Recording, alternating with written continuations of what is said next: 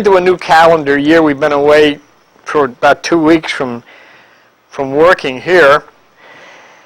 And through the 365 days of 2009, we explored many things.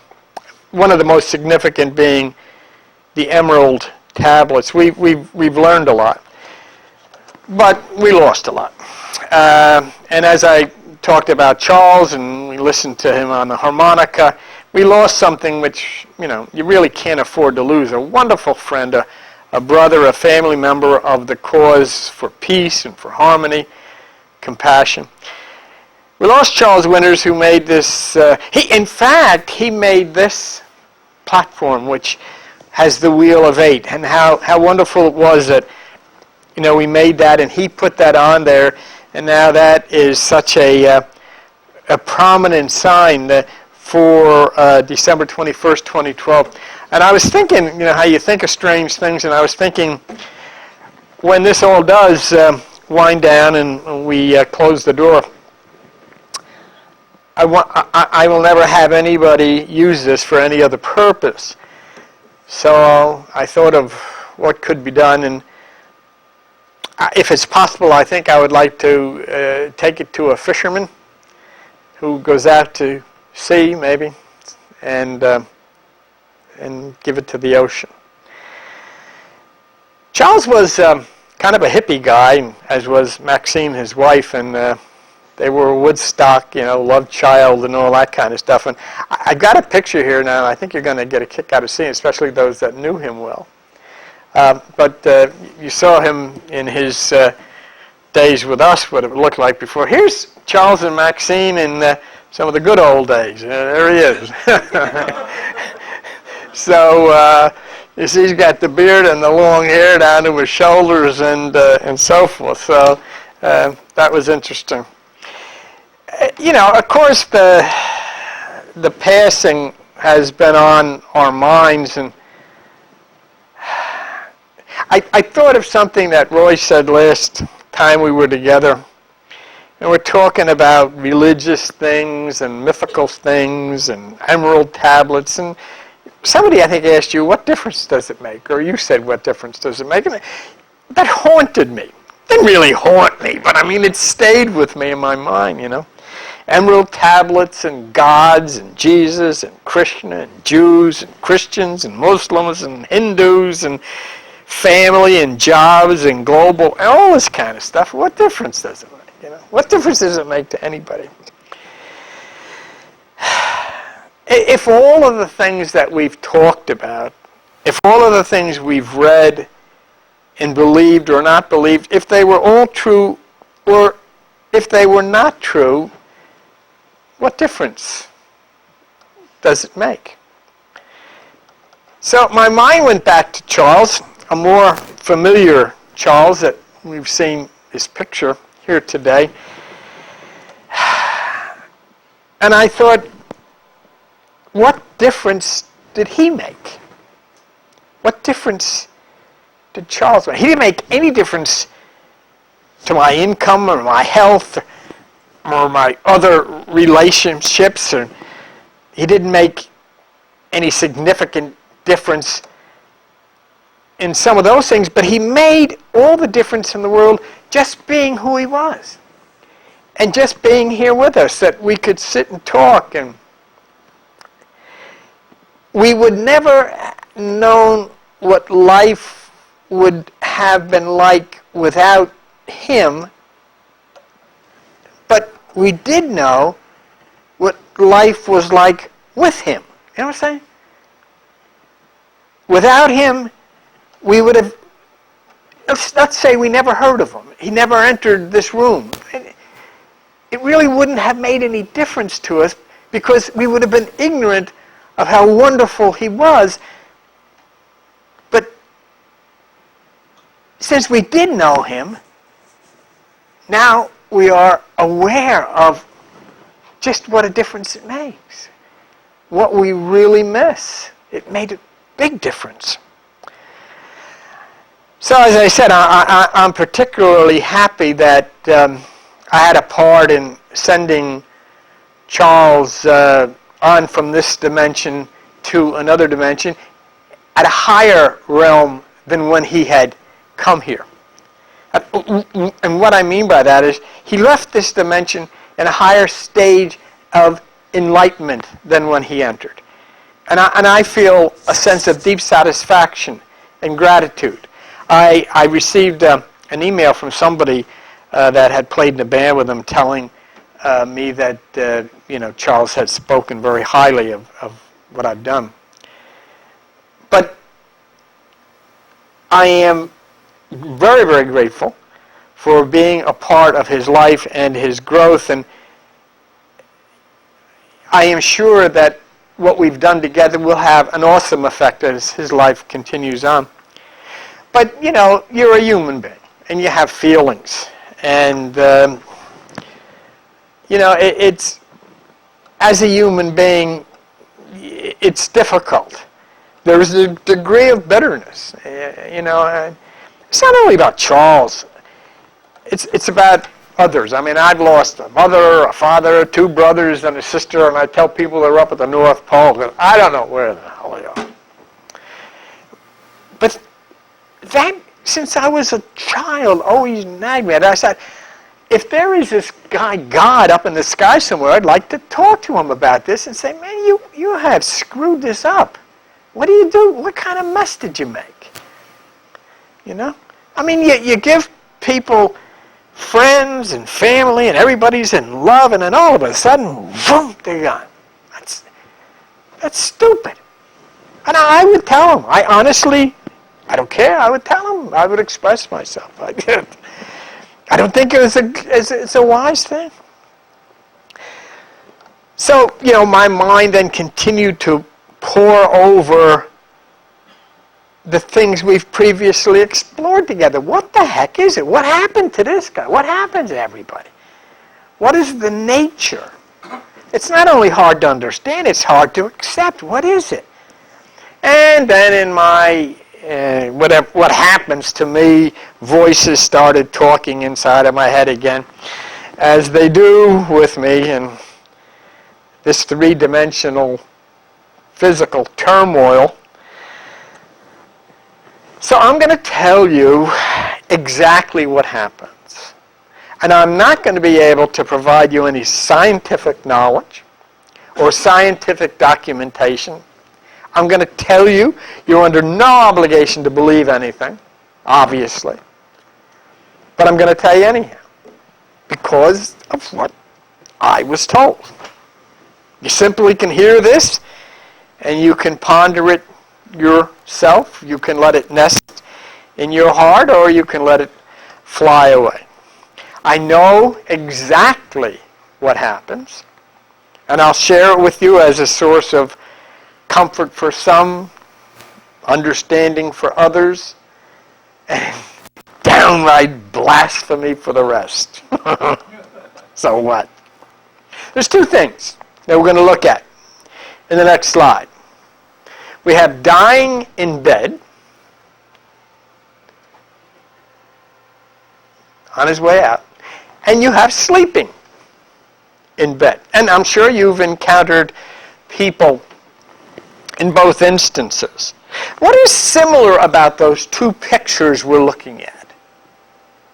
They're both in bed, they both have covers and they have pillows, they're both lying down, and they both appear to be unconscious. Now, as far as relating to them, it's hard for us to relate to the top picture because we haven't died, at least in our memory, and so we don't have that experience. So we question it, and we're faced with trying to explain that experience in the top picture, and we've done that all of our lives. But we can relate to the bottom picture. We experience the same experience as that bottom picture every day.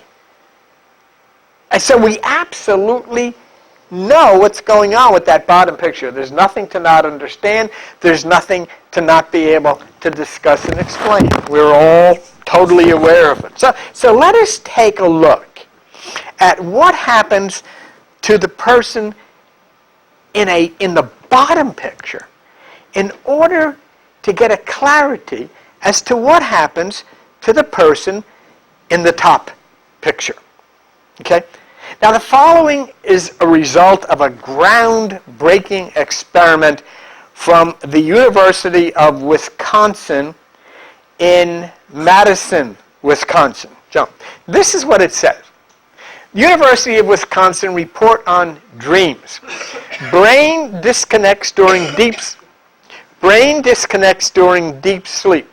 The University of Wisconsin at Madison study says, as we slip into deep sleep, higher regions of our brains take a vacation from each other, disconnecting so much that consciousness is stuffed out, and a once highly integrated organ becomes separated, according to a groundbreaking experiment by the University of Wisconsin-Madison researchers. Now, just to kind of confirm that, I had a report from MSNBC. Brain areas disconnect during deep sleep. Experiments shed light on what happens to consciousness during sleep. So what's the difference between consciousness and the lack of it? In the deepest part of sleep, the various nodes of your cranial internet all lose their connections. The brain breaks down into little islands that can't talk to one another, said the study leader Giulio Tononi of the University of Wisconsin at Madison. Okay? Now this happens to you every day of your life. When you sleep, the brain internet in your head loses all connections. It disconnects.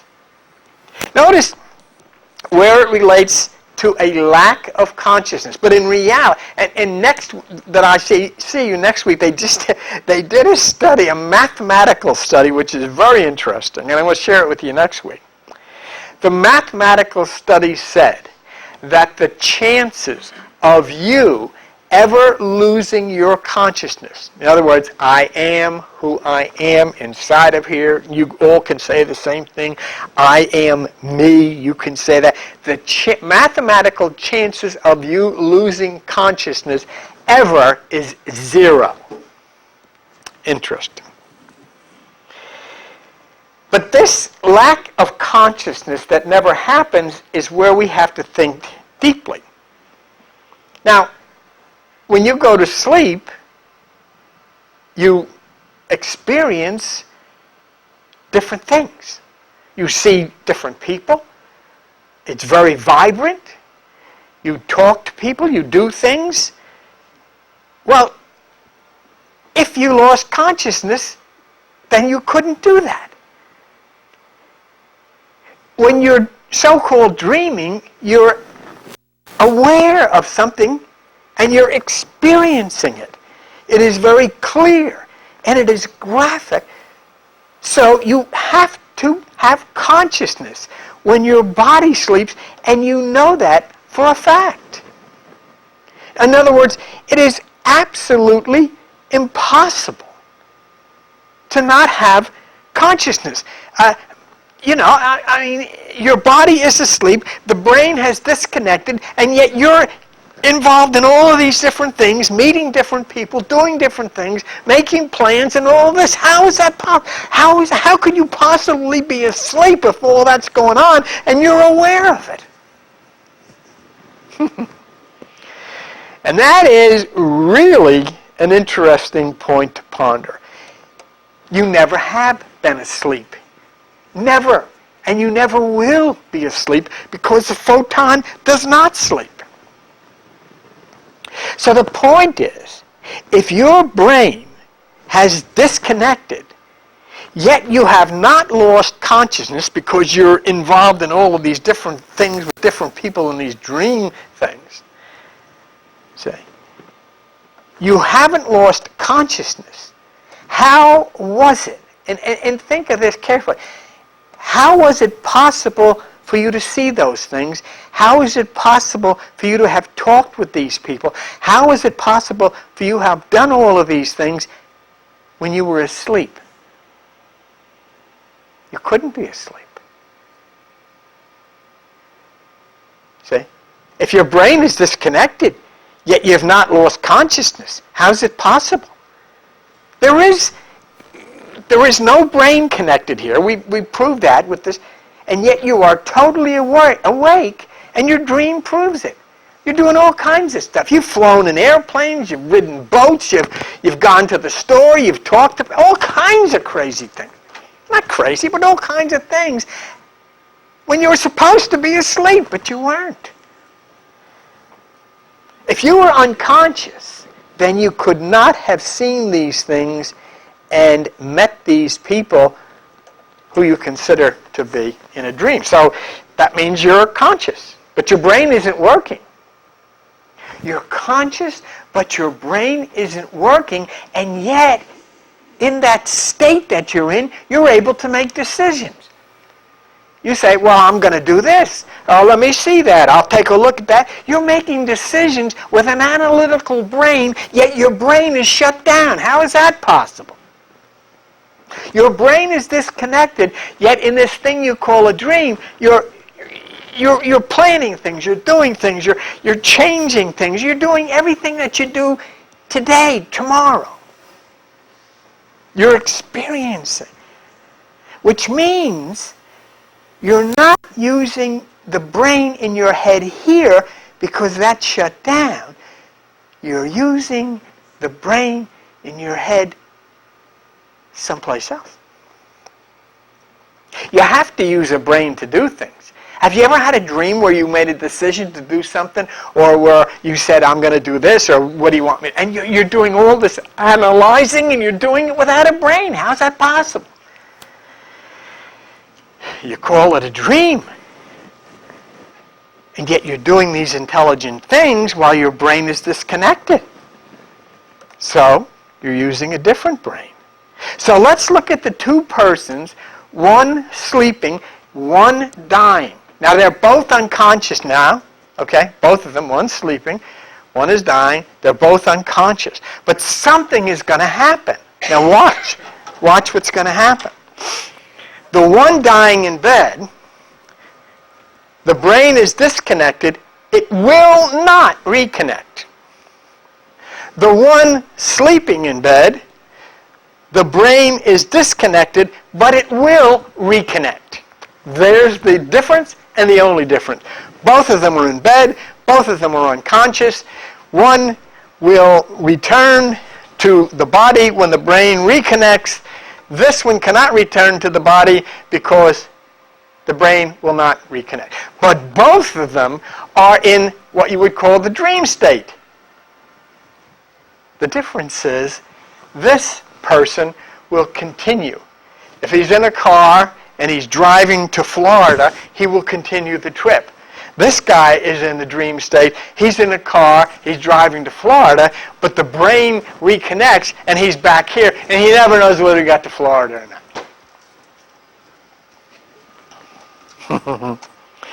In both instances, people are unconscious.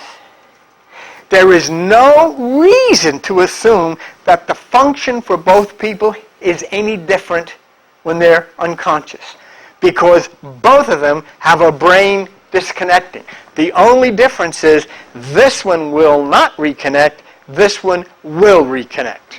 But at the time we see them here, neither of them are using the brain. And yet they're doing things somewhere. So the one at the bottom is going to be snapped back into this realm when the brain reconnects. The one at the top will continue in whatever activity he's in. Think of what activity you were in when you were your last dream, if you can remember it. Or think of whenever you had a dream, whatever. Think of what you were doing.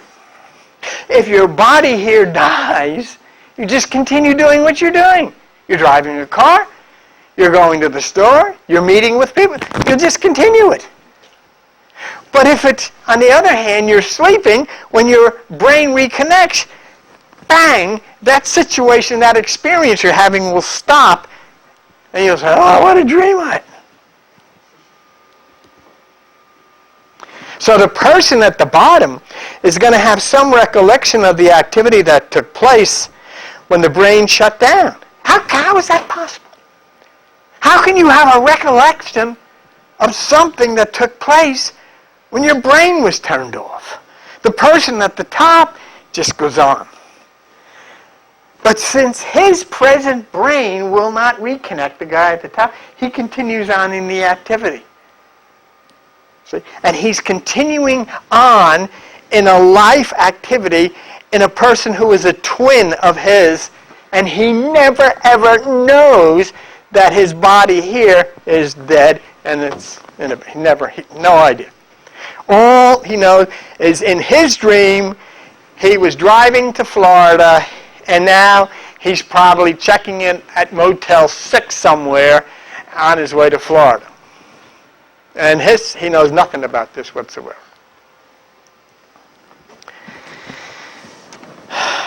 Think of this. I mean, be reasonable. The brain is disconnected, and yet you're doing all these intelligent things without a brain. This is what happens. Here we have the sleeping person, he's driving a car. Here you have the dying person, he's driving Charles's truck. Did you ever see this parked out in the parking lot? This sleeping person, I was driving a red car, and I remember the dream, I passed by a supermarket, and then I woke up. There was somebody following close behind in a white car. I'm like, I don't know what happened. I don't know whether that person was tail me or what was going on. I woke up. Charles is driving around a corner in a very nice neighborhood, and he continues to drive. He's in his truck right now. You see? Because he's not coming back into this brain, so he'll just continue on with this. Whereas this person, it's trying to figure out who is the guy in the white car behind him in the dream. The sleeping person snaps back. When the brain reconnects, the person in the green pickup, Charles, was driving a green pickup. He'll continue to drive it. So where is Charles in the green pickup truck going? Since the brain will not reconnect, there'll be no interruption of the activity, and he'll have no idea that his present experience would have been a dream. You see, this experience was a dream when he was dying. But when the brain shut down, it ceased to be a dream, and now it continues as a reality. This was his reality. This reality was just as real as this, but it didn't continue because the brain here reconnected. In other words, what we think is a dream is actually our continuing consciousness, which is interrupted when our brain reconnects. Now, what about Charles and his green pickup truck? I had a lot of trouble finding a pickup truck, but I did. He physically died. He had no idea that he died. He was lying in bed in Waretown, dying and dreaming, and his dream was he was driving his truck down this street. Well, his brain didn't reconnect, so he continued to drive it. And he's in another dimension, going on in the same way, never realizing that this was a dream when he was here. It's because it's real. You, in another dimension right now, could be asleep in another dimension and dreaming that you're sitting here listening to me.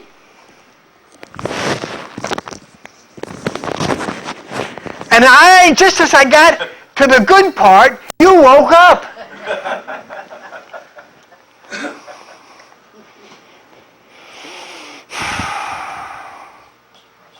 So he drives his green pickup to the Hidden Meanings building, and he's going to do meditation. Now, isn't this interesting? You all have twins in the same thing. You all twins know Charles in the same way that Charles knows you. He's driving his green pickup truck to the Hidden Meanings to do the Tuesday night meditation, and you're going to be there. How could he be doing the same thing there that he did here. The reason is his atom twins had vibrated to other atoms, which were us, and we all came together. You remember the thing that freaked out Albert Einstein, and he quit because you have here you, and you have in another dimension your twin, and when you touched one, the other laughed. And Einstein said, I know it's true, but I'm out of here. I can't deal with this. Huh. Don't you see what happens here? When the atoms vibrate here, the photons vibrate, and Charles is dying, the photons, the atoms vibrate to the twin and said, it's all over here. And it's absorbed here, and it just goes on in a new dimension, in a new life. That's the way it works. That's why it's proven. You cannot kill a photon. You cannot kill an atom. And that's what you are. And they interact with one another. And they can interact with one another from one end of the universe to the other, and they're not connected.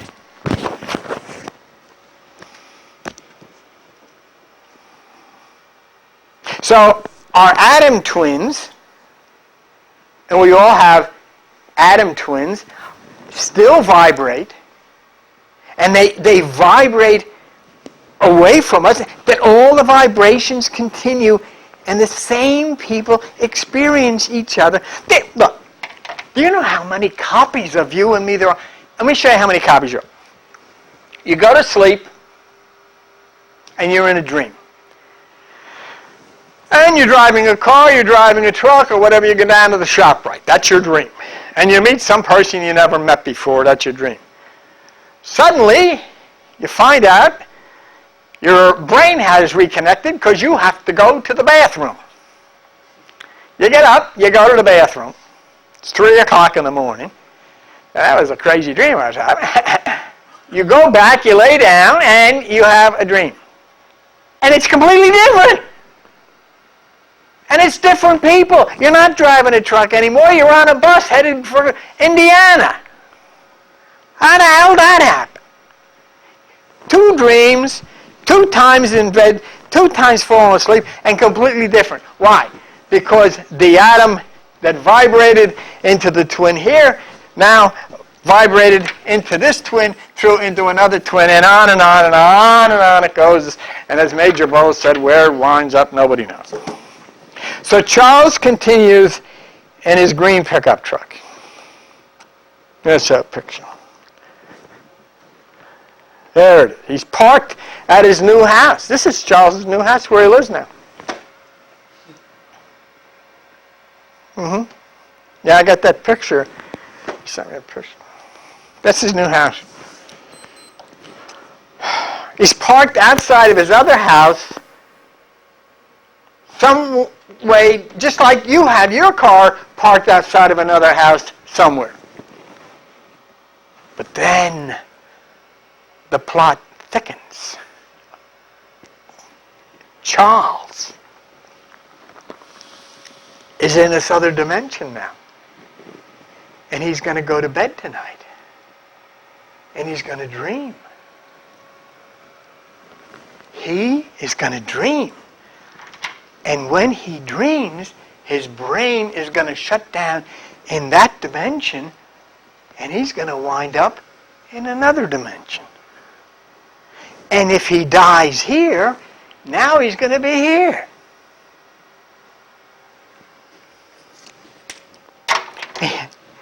Do you notice all this crazy stuff is scientifically accurate?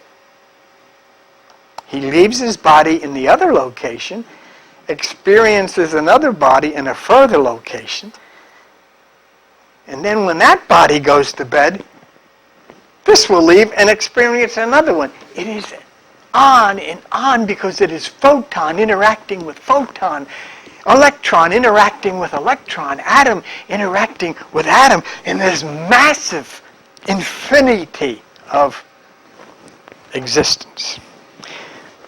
You know what it's called? When he leaves his body here, then goes here, then goes here, then goes there, there, but he's still the same Charles. It's called singularity. Nassim Haramein addressed this as 64 tetrahedron singularity. I'm going to show you a picture of you and me and Charles. There it is.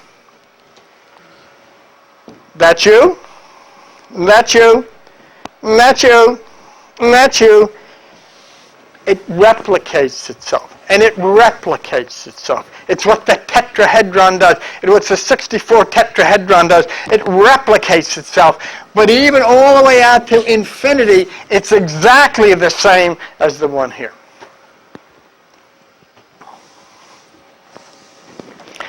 Let us consider the smallest star tetrahedron as Charles.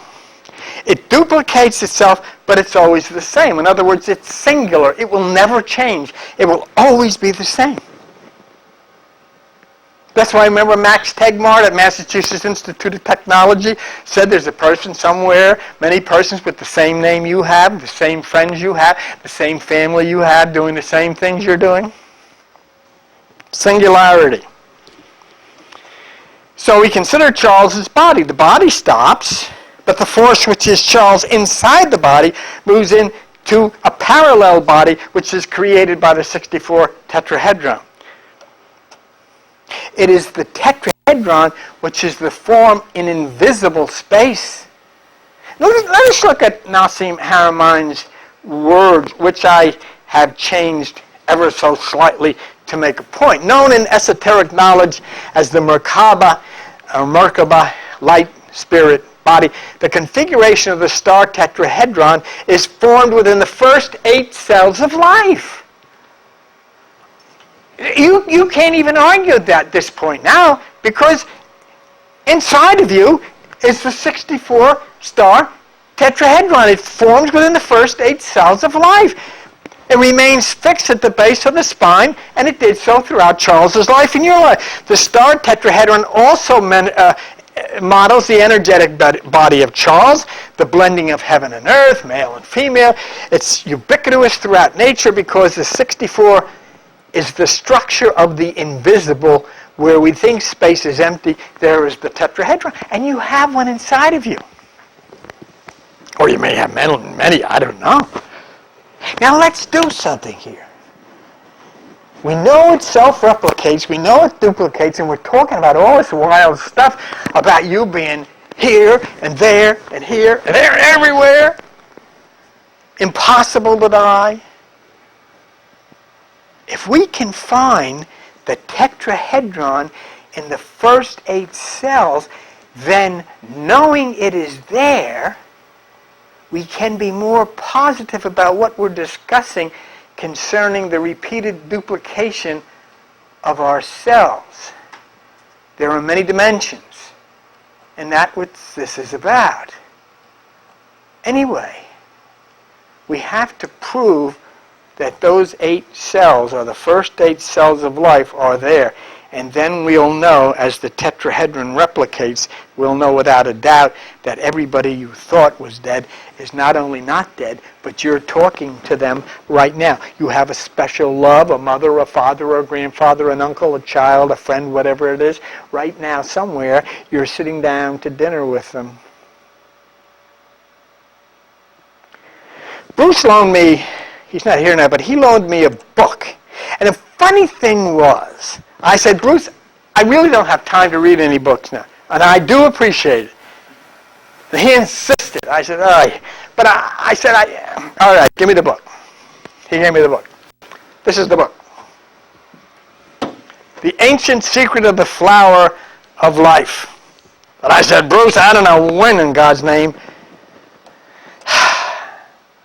I'm going to get a chance to read it. But I thumbed through it before I fell off to Wonderland on the couch. And on page 189 and 190 of this book, that Bruce forced me to take, I found what we needed. Here you'll see the downward triangle of the Star David, or the tetrahedron. This is what we would call, for lack of a better word, God coming into us. This is the second part, the physical part of us looking up or coming in contact. And then the star tetrahedron is when that which is the higher, which has entered the body, connects to the lower. Let us take a look at the first 4 cells of your life. The very first 4 cells that happened in your body when you were a fetus. There they are. Do you see it? The first 4 cells form a tetrahedron. So here we have that coming down. We got to get this coming up in there. So we got to get the star tetrahedron to replicate. Let's look at the completion of the 8 cells. And there it is. Can you see it? The Merkaba, star tetrahedron. That is in your body. And it replicates itself. It is ready to take you anywhere in the universe.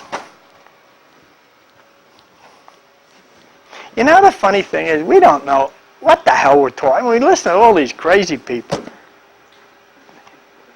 Go in and talk to the pastor about the star tetrahedron in his body. They have no idea. So here we've proved it. Because you're looking at the cell. You're looking at the tetrahedron. It's in your body. Now, we have scientific proof of the tetrahedron as the initial force of human creativity. This is what Nassim Haramein said from the beginning. Everything is based on that. That's your first 4 cells. Before anything of you, this is the first thing that happened inside of you, and this is the next thing that happened inside of you, which is the 64 star tetrahedron. And what is Thoth of the emerald tablet holding in his right hand? The star tetrahedron. Why? Because it's you and me. It's all life. As far as you may go out into the universe. It's what it is. The God of 8, from the city of 8, reporting to the commander of 8, holds that which makes you you. And in addition, he holds the cross and the single eye, which is connected to the commander, who we call Jesus, whose number in Greek is 888. So we're talking about the continuation of life, the self-replicating of ourselves, the replicating of Charles. In other words, the tetrahedron geometric pattern in the quantum field replicates and duplicates itself constantly all over the universe. That's you and me. There are many of each of us, and that's why we think it's a dream. Okay? In different locations, and it's different people each time.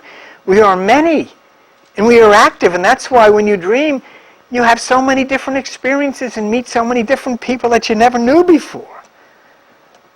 It's called entropy. Watch this one. Entropy. The tendency for all matter and energy in the universe to evolve toward a state of inert uniformity. Nothing goes in, nothing goes out. That 8-star tetrahedron in you does not need any help from within you. It does not need any help from without. It alone can create complex crystals from simple shapes. And this is from Science Daily. And the study elevates the role of entropy, which is the self-perpetuating in creating order. University of Michigan. Certain pyramid shapes tetrahedron can spontaneously organize into complex quasi-crystals. See? Inside of you, that geometric cell replicates itself over and over again, and that's how you can be here and there and everywhere. Change takes place totally on its own. That's the nature of life. That's the nature of tetrahedron. So you have life, which is atom and cannot be destroyed, in the patterns of tetrahedron, which replicates itself, which means that the instant that Charles's body shut down here, he was active in another self with no knowledge whatsoever that he had died. In fact, he may be in his green pickup truck going to Hidden Meanings right now.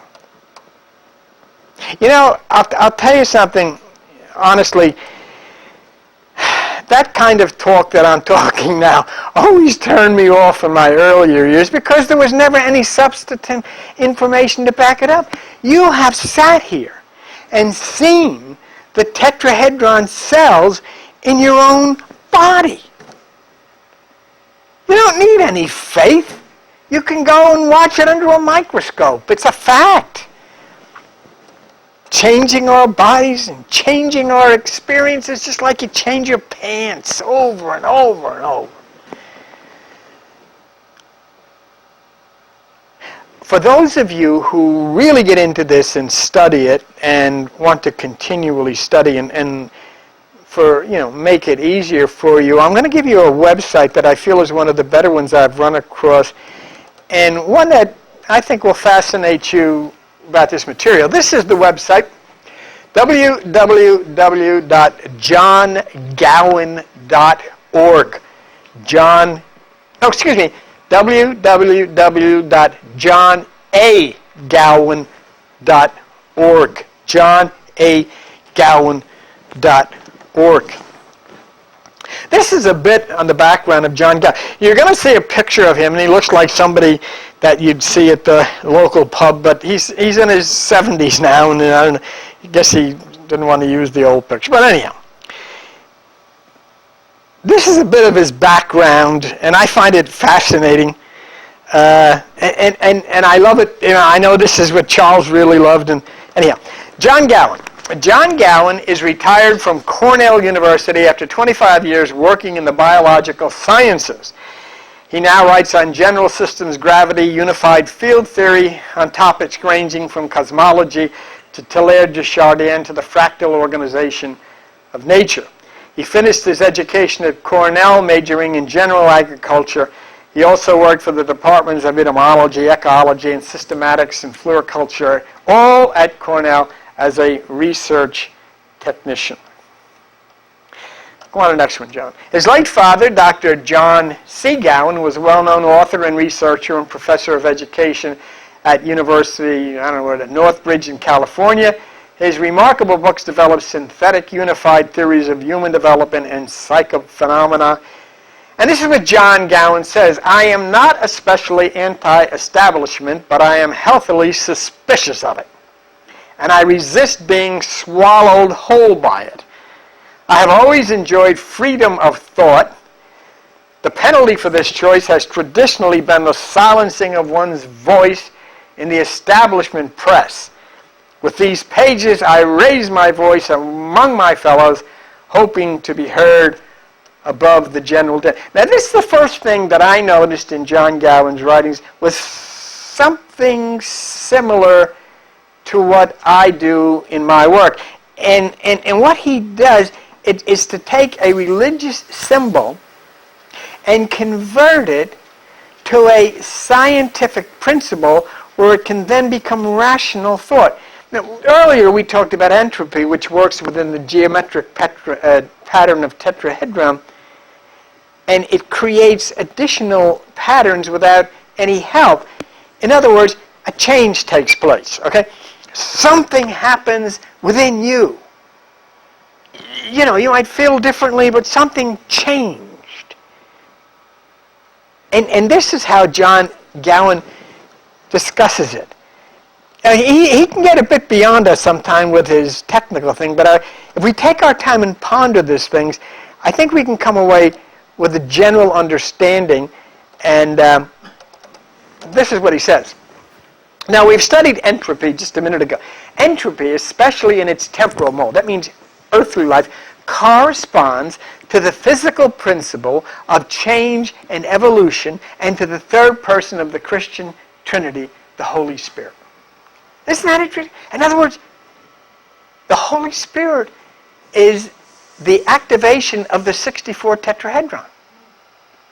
I feel something coming over me. It's the Holy Ghost.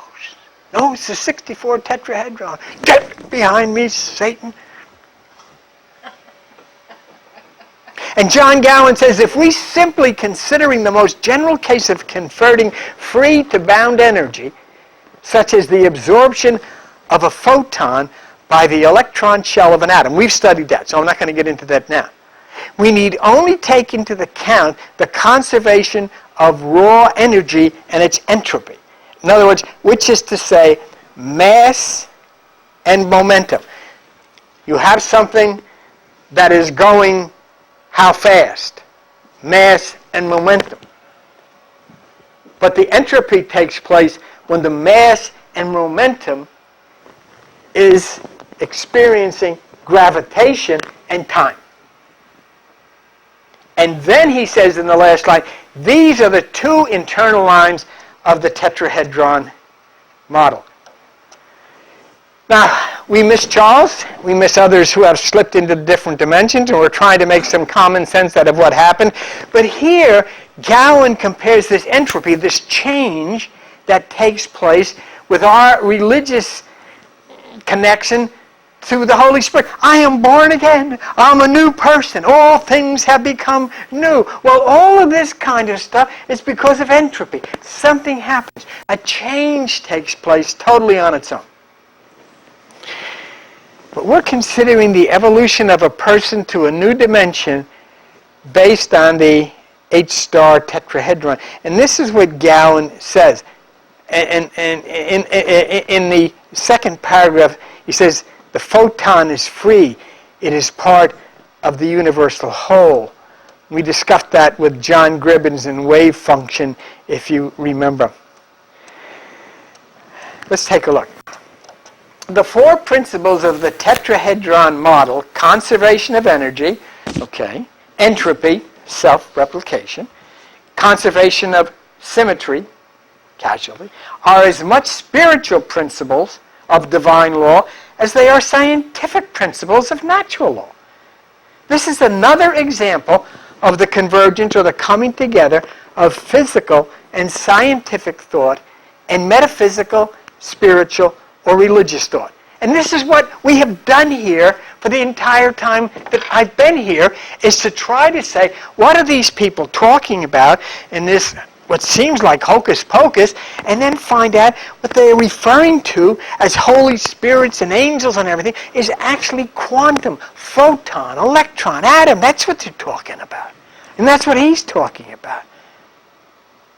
So the tetrahedron in Thoth, the principle of the eight-sided pyramid, Jesus is 888, all these things as tetrahedron, we begin to find as part of our creative replication to our eternal lives, our eternal existence.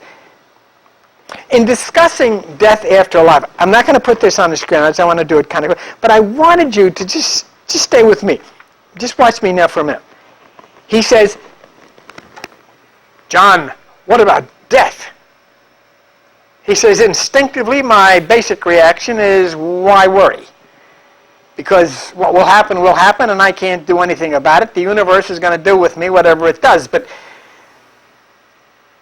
since the universe has already shown its tendency in this regard, in that it has, without my asking or my worry or my consent, as far as I know, put me here, put me in this present life, in this present existence. The odds are, it seems, that they're overwhelmingly favorable that the universe is going to do what it has done before again. Why not? It's become apparent that life is something that the universe brings forth as an emergent property of information for itself, atomic, dimensional, and so forth. The more we learn about the universe, it seems the more that it brings forth life, doesn't it? Jesus, we learned about computers, all of a sudden we got internets all over the place. Our whole life is different, completely different than it was before. In other words, the universe is saying, come on, people. Look at this stuff. Study, will you? Get on with it. I want to improve Earth. I want to do something. And this is what he winds up. He says, in other words, the outrageously improbable existence of my present life is the best evidence I have for the next and or previous life, which by the same argument was and will not be greatly different from this one. Although the factor of personnel, biological, and evolution has to be taken into account. The eternal I does not remember. I don't remember. You don't remember. But it grows with each life experience, as Charles did, and it evolves with the universe. You, me, I, and the universe are one. He says we share the eternal life with all things in the cosmos, but the particular physical body in which it manifests and imposes something upon us and gives us a separate identity, doesn't it? Huh. And so then he says, where and when does the next life occur? He says, well, we don't know and it doesn't matter. Where'd the previous life occur? Who the hell knows? Doesn't matter. Maybe elsewhere, maybe elsewhere, who knows? In the multiverse. It simply happens just as this life happened. You're all sitting here in this room. What did you have to do with being here? Nothing. You don't even know how you got here. And then he says, though through us the universe experiences love and beauty and new forms of creativity. And do you know what the universe enjoys because we are replicating? It enjoys symphonies. It enjoys sunsets. If there was nobody here, what good is the sunset? Who the heck's going to see it? It enjoys rocket ships and love and life and all of these things. And all because the universe has to better know itself.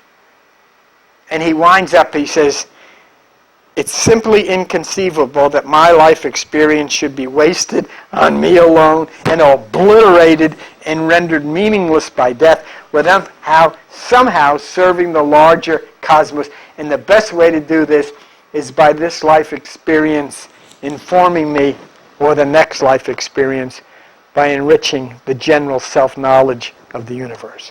This is so meaningful to me when I think of Charles, because he went out so much higher than when he came in. And I just wanted to conclude this by John Gowan. I think we are part of the universe, part of its evolutionary venture of self-discovery. We cannot escape the universal principle of conservation, even if we wanted to. Is there life after death? We should ask instead, is there a universe after our death? Of course there is. And we will continue to be part of it, just as we have always been part of it. Biological death is necessary so that biological evolution may occur. But our identity transcends biology. Even the least elementary particle, the electron, bears a strictly conserved identity charge, the electron neutrino. If even an electron has an immortal soul, so do we. We live in a compound conservation domain, which will not let us go. We pass from one to the other as the universe evolves and grows, and we with it in an eternal cycle. Once again, Joan, we see